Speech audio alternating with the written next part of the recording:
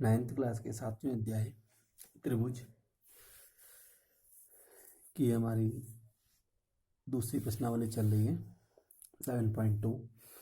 इस वीडियो में हम क्वेश्चन नंबर 3, 4 और 5 को सॉल्व करेंगे। क्वेश्चन नंबर 3 और 5 लगभग हमारे एक जैसे ही हैं। 3 और 4, 5 में थोड़ा चेंज है। इसमें हमसे कह रहा है त्रिभुज ए बी सी एक समद्विबाहु त्रिभुज है, यानी ए बी सी की दो भुजाएं बराबर हैं, जिसमें कह रहा है बराबर भुजाओं ए सी और ए बी पर क्रमशः शीर्षलंब बी ई और सी एफ डाले गए, जैसा कि इसने हमें आकृति दे रखी है। तो यानी कि हम ये समझ गए कि ए बी सी एक समद्विबाहु त्रिभुज है, इसमें ए बी और ए सी बराबर हैं और बी लंब है ए सी पर और सी एफ लंब है ए बी पर। हमने क्या सिद्ध करना है? हमसे कह रहा है दर्शाइए कि जो शीर्ष लंब है यानी कि बी ई और सी एफ आपस में बराबर है, क्योंकि शीर्ष लंब यही है बी ई और सी एफ। तो ये हमारा गिवन है कि ए सी और ए बी बराबर है और बी ई लंब है ए सी पर, सी एफ लंब है ए बी पर। सिद्ध में करना है बी ई बराबर सी एफ। उत्पत्ति में ट्राइंगल ए बी ई और ट्राइंगल ए सी एफ को लेते हैं। ए बी और ए सी एफ हमें पता है, जब हम ए बी ई और ए सी एफ को ले रहे हैं तो ए ई बी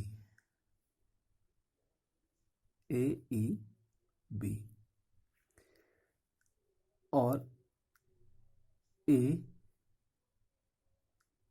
एफ सी या सी एफ, ये बात एक ही है, बराबर है, प्रत्येक 90 डिग्री का है और एंगल ए दोनों में आ रहा है, ए बी ई में भी आ रहा है और ए सी एफ में भी आ रहा है। तो इसका मतलब एंगल ए हमारा कॉमन एंगल है और हमें पता है कि ए बी ई के लिए ए बी और ए सी एफ के लिए ए सी, यानी कि ए बी और ए सी बराबर है। तो यहाँ से हमारे पास सर्वांग समता का जो प्रॉपर्टी लगी वो दो एंगल और उसके साथ संलग्न भुजा। तो ए एस नियम से ये दोनों त्रिभुज हमारे सर्वांगसम होंगे। अगर त्रिभुज सर्वांगसम है तो सी पी सी टी से जो उनके संलग्न भाग हैं यानी कि बी और सी एफ आपस में बराबर होंगे। नेक्स्ट, इसी के साथ क्वेश्चन इसने हमें दिया हुआ है, आकृति सेम है। कह रहा है त्रिभुज ए बी सी है जिसमें ए सी और ए बी, ए सी पर शीर्षलंब बी है और ए बी पर शीर्षलंब सी एफ है, बराबर है। पिछले प्रश्न में हमें शीर्षलंबों को बराबर सिद्ध करना था, लेकिन अभी हमें इसने बराबर शीर्षलंब दे दिए। अब हमने क्या लाना है कि जो भुजाएं हैं वो बराबर है। बिल्कुल जस्ट रिवर्स क्वेश्चन है। पिछले में खाली शीर्षलंबों को बराबर सिद्ध करना था, उसके लिए हमने त्रिभुजों को सर्वांगसम सिद्ध किया। अब हमसे कह रहे हैं कि त्रिभुजों को सर्वांगसम सिद्ध कीजिए, ए बी ई को और ए सी एफ को, और त्रिभुज सर्वांगसम होंगे तो इसका मतलब उनकी जो संलग्न भुजाएं हैं वो आपस में बराबर होंगी। तो ये नहीं भी कहता तब भी हमें स्कूल आने के बाद तभी इससे ये आ पाता हमारा।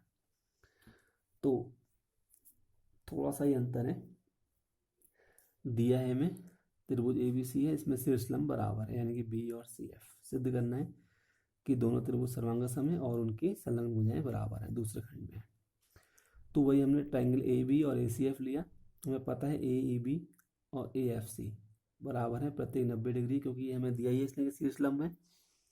और एंगल ए अब भी कॉमन है, दोनों में आ रहा है, ए बी ई में भी आ रहा है और सी ए एफ में भी आ रहा है या ए सी एफ में भी आ रहा है, और बी ई बराबर सी एफ।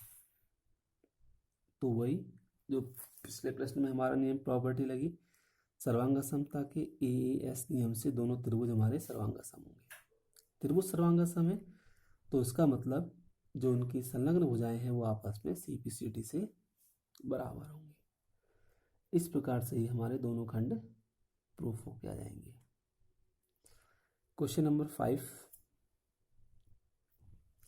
इसमें हमसे कह रहा है ABC और DBC समान आधार BC पर स्थित दो समद्विबाहु त्रिभुज है, यानी कि AB और AC बराबर है और BD और CD बराबर है,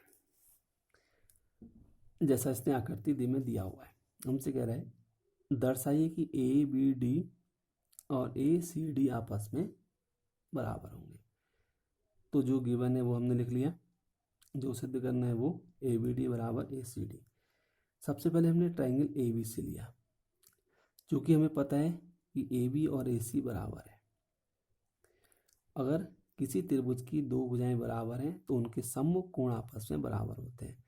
तो AB के सम्मुख ACB है और AC के सम्मुख ABC है, यानी कि AB के सामने C है और AC के सामने B है जब ABC ले रहे तब।